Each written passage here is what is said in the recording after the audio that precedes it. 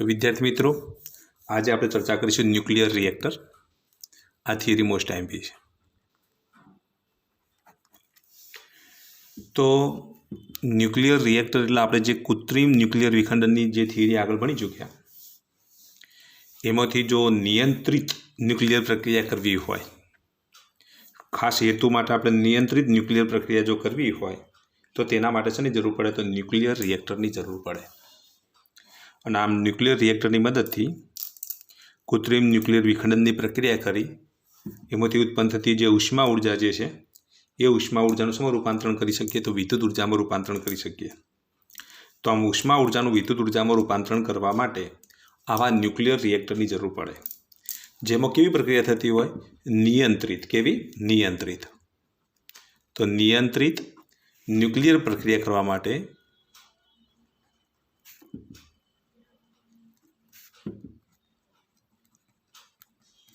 શાની જરૂર પડે? તો ન્યુક્લિયર રિએક્ટરની જરૂર પડે છે।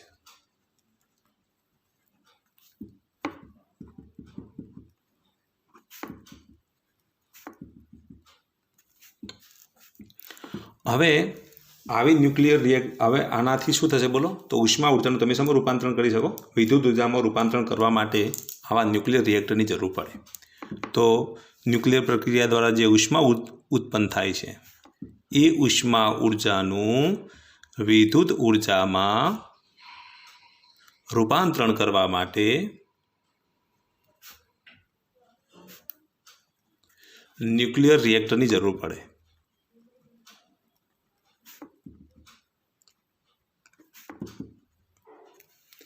હવે જો ન્યુક્લિયર રિએક્ટરની અંદર શાનો ઉપયોગ થતો હોય છે? તો રેડિયો એક્ટિવ તત્વોનો ઉપયોગ થતો હોય છે। ખાસ કરીને શાનો ઉપયોગ થતો હોય છે? તો ન્યુક્લિયર પ્રક્રિયાની અંદર જે રેડિયો એક્ટિવ તત્વ તરીકે જે વપરાય છે એ રેડિયો એક્ટિવ તત્વ તરીકે યુરેનિયમનો ખાસ ઉપયોગ થતો હોય છે। શાનો ઉપયોગ થતો હોય છે? યુરેનિયમ। તો રેડિયો એક્ટિવ તત્વ તરીકે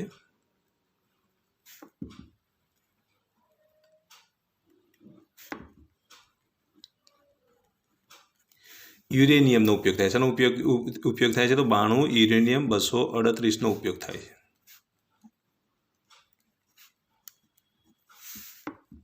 હવે 92 યુરેનિયમ 238નું વિઘટન આપમેળે થતું નથી। આ રેડિયો એક્ટિવ તત્વો પર તમારે શું કરવું પડે? ન્યુટ્રોનનો મારો કરવો પડે। અને ન્યુટ્રોનનો મારો કરવાથી શું બનશે? પ્લુટોનિયમ નામનું એક રેડિયો એક્ટિવ તત્વ બને। અને આ પ્લુટોનિયમ નામનું રેડિયો એક્ટિવ જે છે એ બહુ સક્રિય છે, તરત જ એનું વિઘટન થાય અને જેના લીધે ઉષ્માનું શું થાય? ઉત્સર્જન થાય। તો 92 યુરેનિયમ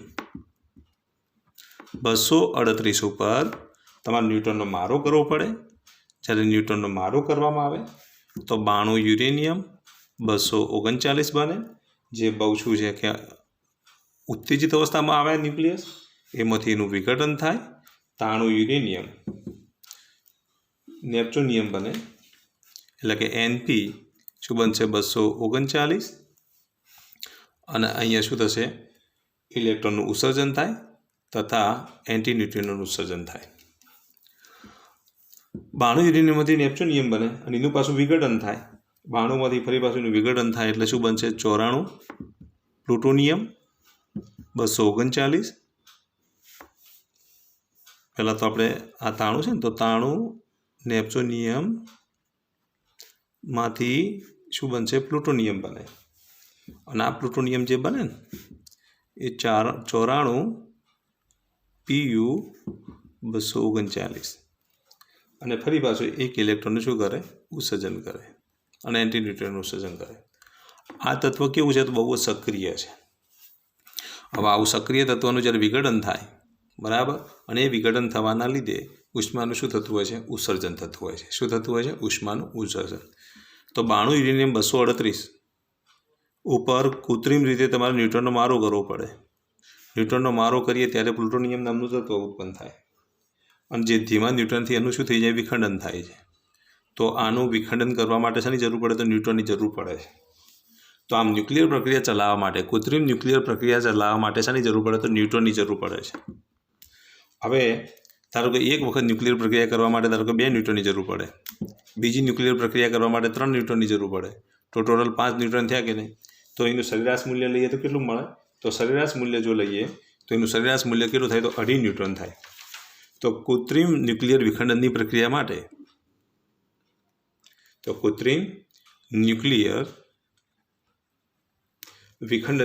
માટે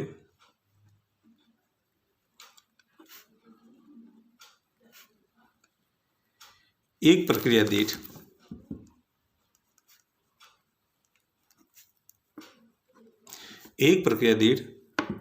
2.5 ન્યૂટનનું ઉત્સર્જન થાય છે।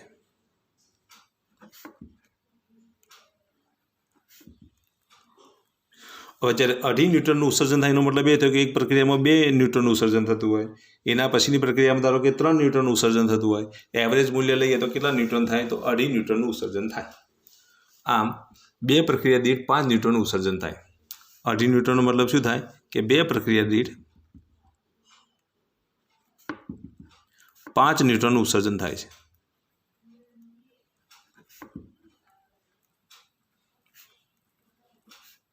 હવે 2 પ્રક્રિયા દીઠ જો 5 ન્યૂટનનું ઉત્સર્જન થતું હોય તો આ 5 ન્યૂટનનું ફરી પાછું તમે શું કરો? 92 યુરેનિયમ ન્યુક્લિયસને તમે ફરી પાછું ઉત્તેજિત કરવામાં વાપરો તો ફરી પાછું જો આ 5 ન્યૂટનને બીજા 5 ન્યુક્લિયસ સાથે જો વિખંડન માટે જો વાપરીએ તો બીજી 2 પ્રક્રિયા દળ કેટલા થાય? 5 × 5 એટલે 25 થાય। કેટલા થાય? 25। તો કહેવાનો મતલબ કે ન્યૂટનની સંખ્યા સતત વધતી જાય। આ ન્યૂટનની સંખ્યા સતત વધતી જવાના લીધે જે ન્યુક્લિયસો સાથે વિખંડનની પ્રક્રિયા સતત ચાલુ રહે અને આ વિખંડનની પ્રક્રિયા સતત ચાલુ રહે તો આવી પ્રક્રિયા કેવી પ્રક્રિયા કહેવાય? તો ન્યુક્લિયર શૃંખલા પ્રક્રિયા કહેવાય। તો આ ન્યૂટનનું ફરી પાછા વિખંડનમાં ઉપયોગમાં લેવામાં આવે। આ ન્યૂટનોને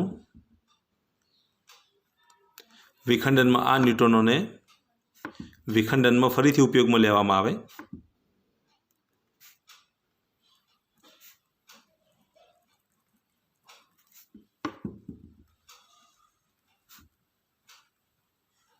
જે અન્ય ન્યુક્લિયસોનું શું કરે છે? વિખંડન કરે છે અને આ પ્રક્રિયા સતત ચાલુ રહે છે।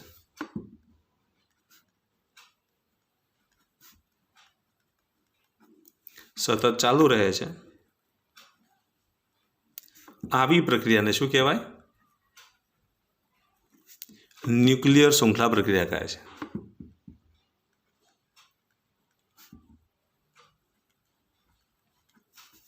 ન્યુક્લિયર શૃંખલા પ્રક્રિયા કહે છે।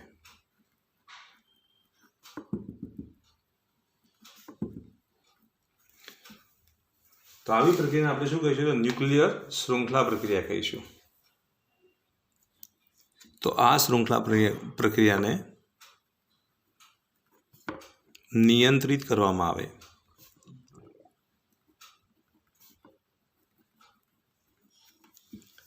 તો સ્થાયી દરથી ઉર્જા મળે।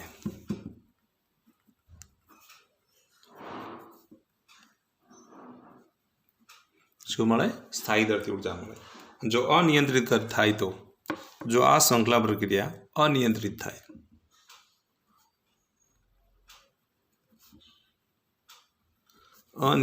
થાય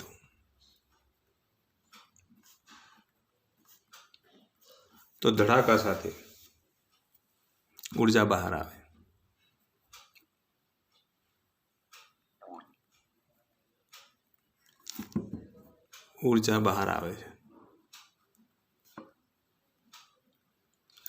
તો અનિયંત્રિત થાય તો ધડાકાભેર શું થશે? ઉર્જા બહાર આવે। તો શૃંખલા પ્રક્રિયા માટે હવે આપણે ન્યુક્લિયર રિએક્ટરની આકૃતિ દોરીએ।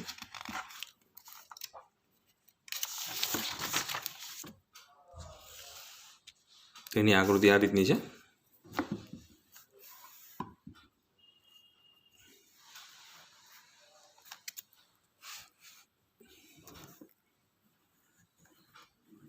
તો આ રિએક્ટર છે।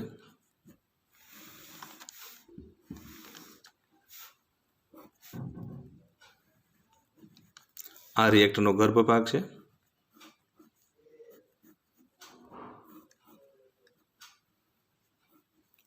આ એનો ગર્ભ ભાગ છે। આમાં આપણે સળિયા આ સળિયા છે।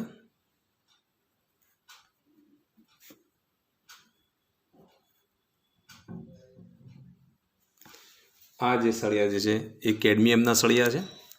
આ ગર્ભ ભાગ છે જેમાં રેડિયોએક્ટિવ તત્વ પડેલું હોય છે।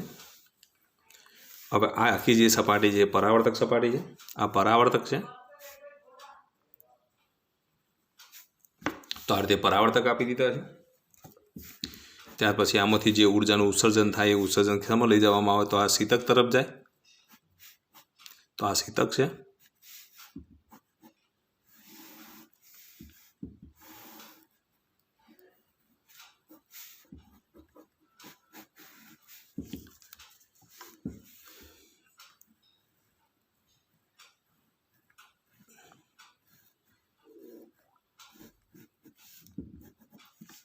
હવે અહીંયાથી કન્ડેન્સરમાંથી શું પાણી નાખવામાં આવે,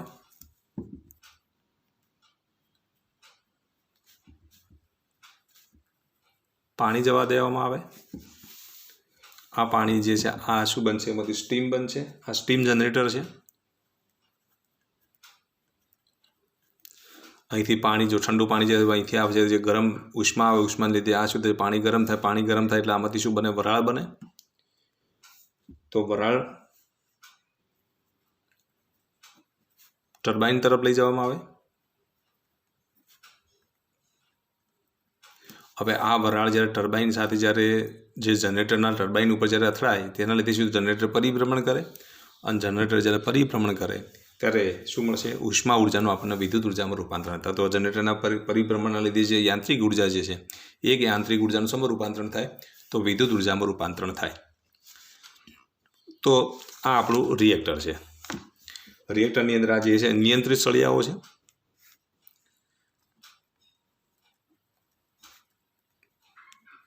તો કેવા સળિયાઓ છે, નિયંત્રિત સળિયાઓ છે। ગર્ભની અંદર શું પડેલું હોય, તો 92 યુરેનિયમ 238 પડેલું હોય, તથા આમાંથી જે ઉત્સર્જિત થતા જે ન્યુટ્રોન જે છે એ ન્યુટ્રોનને કેવા બનાવવા પડે, તો ધીમા ન્યુટ્રોન બનાવવા પડે। કેવા બનાવવા પડે, ધીમા ન્યુટ્રોન બનાવવા માટે। ધીમા ન્યુટ્રોન બનાવવા માટે ખાસ પ્રકારના મોડરેટરનો ઉપયોગ થાય છે। તો ધીમા ન્યુટ્રોન બનાવવા માટે શેનો ઉપયોગ થાય છે, તો ખાસ પ્રકારના મોડરેટરનો ઉપયોગ થતો હોય છે। તો યુરેનિયમ અથવા તો આપણે જે પ્લુટોનિયમની જે વાત કરીએ તો યુરેનિયમ સાથે ન્યુક્લિયર પ્રક્રિયા માટે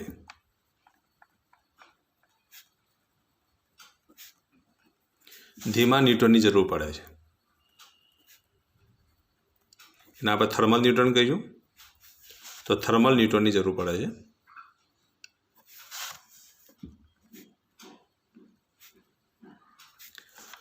આ થર્મલ ન્યુટ્રોન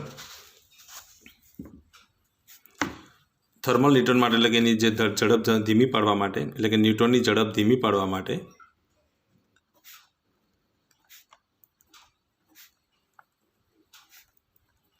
ખાસ પ્રકારના મોડરેટરનો ઉપયોગ થાય છે।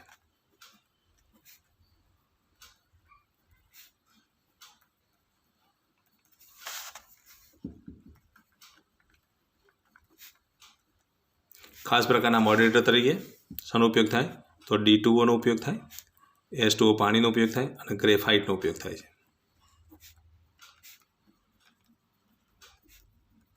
D2 એટલે ભારે પાણી, આ પાણી અને ગ્રેફાઇટનો ઉપયોગ થાય છે। ભાભા ઓટોમેટિક રિસર્ચ સેન્ટરની વાત કરીએ તો ભાભા એટોમિક નહીં પણ એટોમિક રિસર્ચ સેન્ટરમાં BARC, જ્યાં ન્યુક્લિયર જે વપરાય એનું નામ આપ્યું છે અપ્સરા ન્યુક્લિયર। જે ન્યુક્લિયર રિએક્ટરનું નામ શું આપ્યું છે, અપ્સરા ન્યુક્લિયર રિએક્ટર, એટલે કે અપ્સરા રિએક્ટર। હવે આ અપ્સરા રિએક્ટરની અંદર શાનો ઉપયોગ થાય છે, તો પાણીનો ઉપયોગ થાય છે।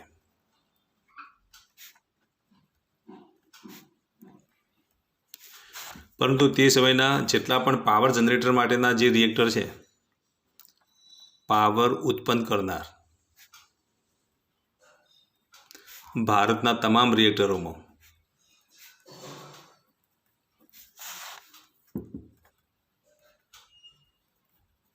શેનો ઉપયોગ થાય છે, ભારે D2O નો ઉપયોગ થાય, ભારે પાણીનો ઉપયોગ થાય છે।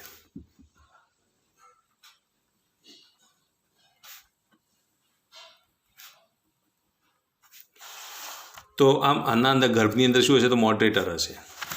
ત્યાર પછી આ પરાવર્તક સપાટી શા માટે રાખવામાં આવે, તો પરાવર્તક એ માટે રાખવામાં આવે છે, તો આપણે પરાવર્તકની વાત કરી દઈએ। तो રિએક્ટરમાંથી ઉત્પન્ન થતા ન્યુટ્રોન એટલે કે ન્યુક્લિયર પ્રક્રિયા દરમિયાન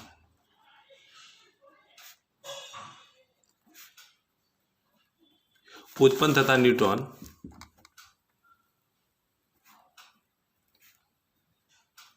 બહાર સટકી ન જાય તે માટે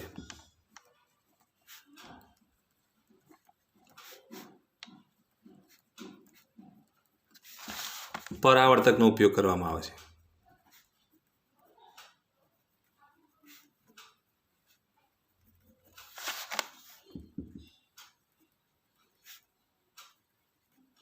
चलो परावर्तनનું કામ પૂરું થઈ ગયું. ગર્ભની અંદર શું હોય તો તમને ખબર છે કે રેડિયોએક્ટિવ તત્વો હોય અને શું હોય બીજું તો આ રીતના ભારે પાણીનો ઉપયોગ થતો હોય છે, H2O ઉપયોગ થતો હોય એટલે કે મોડરેટરનો ઉપયોગ થતો હોય છે. શા માટે તો ન્યુટ્રોનની સ્પીડ ધીમી પાડવા માટે. પરાવર્તક શા માટે વપરાય તો ન્યુટ્રોન સટકી ન જાય તે માટે. હવે વાત કરીશું સ્વયં નિયંત્રિત સળિયા. આનો ઉપયોગ શું છે એની વાત કરીએ તો સ્વયં નિયંત્રિત સળિયામાં શેનો કેડમિયમ ધાતુનો ઉપયોગ કરવામાં આવે છે. તો કેડમિયમના સળિયા હોય છે.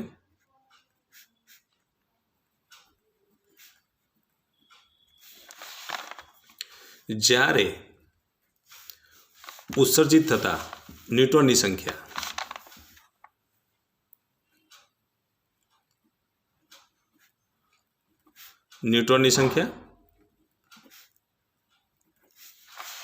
અને આપાત થતા ન્યુટ્રોનની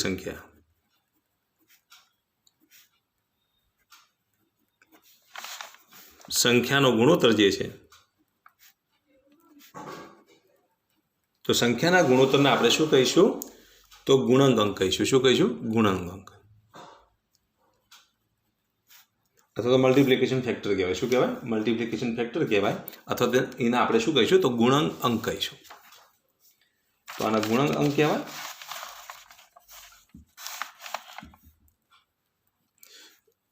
જેને કે વડે દર્શાવવામાં આવે છે. આ ગુણાંક અંક જે છે એ ગુણાંક અંક કે બરાબર 1 હોય તો શું કહેવાય? કે બરાબર 1 હોય તો રિએક્ટર ક્રિટિકલ સ્થિતિમાં છે.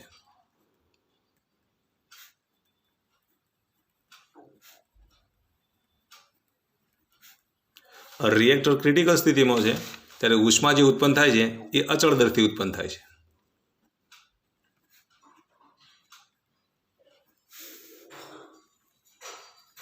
તે અચળ દરથી થાય છે. પણ જો કેની કિંમત 1 કરતાં મોટી થઈ જાય, જો કે ગ્રેટર દેન 1 હોય તો એ ક્રિટિકલ સ્થિતિ ના કહેવાય. એને શું કહેવાય? સુપર ક્રિટિકલ કહેવાય. તો સુપર ક્રિટિકલ કહે છે.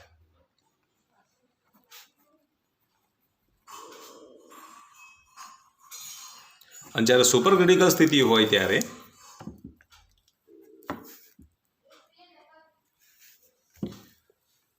ન્યુક્લિયર પ્રક્રિયા ઝડપી બને છે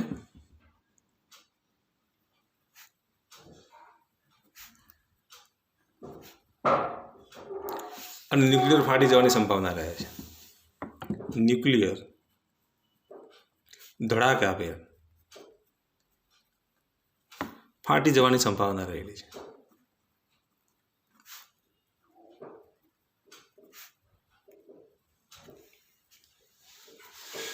તો ન્યુક્લિયર ફાટી જવાની સંભાવના રહેલી છે. તો યુક્રેનની અંદર જે ચેર્નોબિલ નામનું જે રિએક્ટર ફાટ્યું હતું એની અંદર સુપર ક્રિટિકલ સ્થિતિમાં આવી ગયું હતું. પછી એને કંટ્રોલ ના કરી શક્યા એટલે ધડાકાભેર ફાટી ગયું હતું. તો ક્યાં? યુક્રેનની અંદર ચેર્નોબિલ નામનું જે રિએક્ટર હતું એ સુપર ક્રિટિકલ કન્ડિશનમાં ફાટેલું છે. તો ધડાકાભેર ફાટી જવાની સંભાવના રહેલી છે. તો શું કરવું પડે? જ્યારે કે ગ્રેટર દેન 1 થાય ત્યારે સ્વયં નિયંત્રિત જ્યારે કે ગ્રેટર દેન 1 થાય ત્યારે કેડમિયમના સળિયા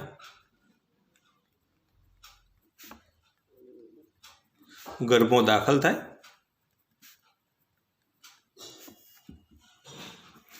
અને વધારાના ન્યુટ્રોનનું શોષણ કરી લે.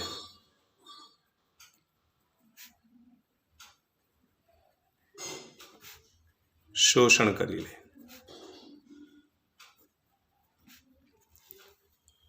અને સુપર ક્રિટિકલમાંથી ક્રિટિકલ કન્ડિશનમાં લાવે છે. રિએક્ટરને સુપર ક્રિટિકલમાંથી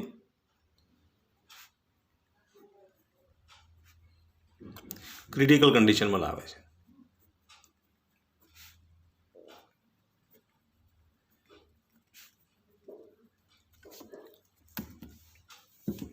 અને જ્યારે K<1 થાય ત્યારે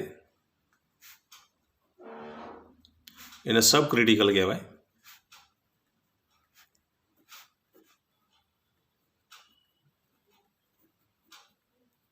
એટલે સળિયાઓ આપોઆપ બહાર નીકળી જાય છે. જો સબ ક્રિટિકલ કન્ડિશનમાં જો ન્યુક્લિયર રિએક્ટર જો રહે તો પછી શું થાય બોલો? ધીમે ધીમે આ જે ન્યુક્લિયર પ્રક્રિયા શું થઈ જાય? બંધ પડી જાય. એટલે જ્યારે સબ ક્રિટિકલમાં આવે ત્યારે સળિયાઓ આપોઆપ બહાર નીકળી જાય છે.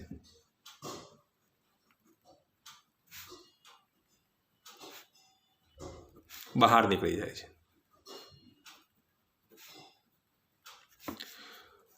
હવે આપણે વાત કરીશું શીતકની. તો ઉત્પન્ન થતી ઉષ્માને તો રિએક્ટરમાંથી ઉત્પન્ન થતી ઉષ્માને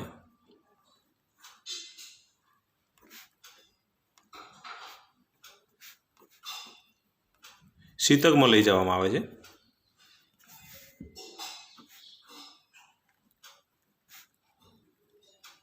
આ ઉષ્મા વડે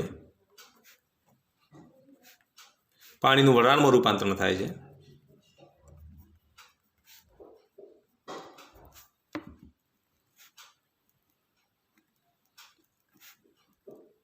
અને આ વરાળને પ્રચંડ વેગથી ટર્બાઇન ઉપર આપાત કરવામાં આવે છે.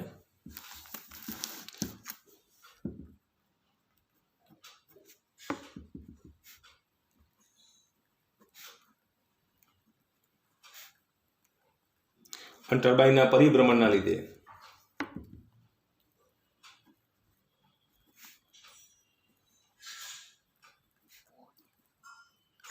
વિદ્યુત ઉર્જાનું ઉષ્મા ઉર્જાનું વિદ્યુત ઉર્જામાં રૂપાંતર, એટલે કે ઉષ્મા ઉર્જાનું યાંત્રિક ઉર્જામાં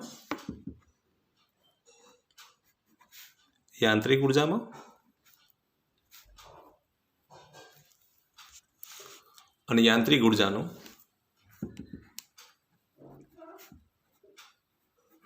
વિદ્યુત ઉર્જામાં રૂપાંતરણ થાય છે.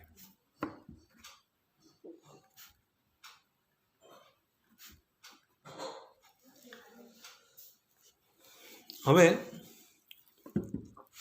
ખાસ નોંધ તો કે અહીં જે રિએક્ટરમાંથી ઉત્પન્ન થતો જે રેડિયો એક્ટિવ જે કચરો જે છે એ બે જોખમી છે.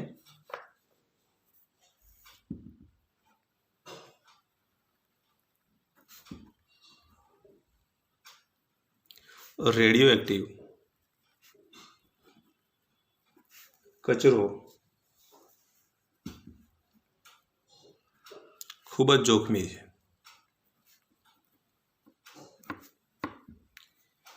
એનું કાળજીપૂર્વક શું કરવું પડે? નિયંત્રણ કરવું પડે.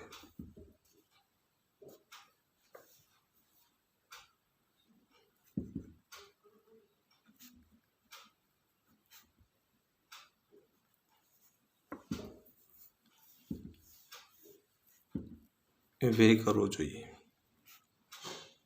કાળજીપૂર્વક વ્યય કરવો પડે છે. તો આ રીતે તમારે ન્યુક્લિયર રિએક્ટરની આખી નોંધ લખવાની રહેશે.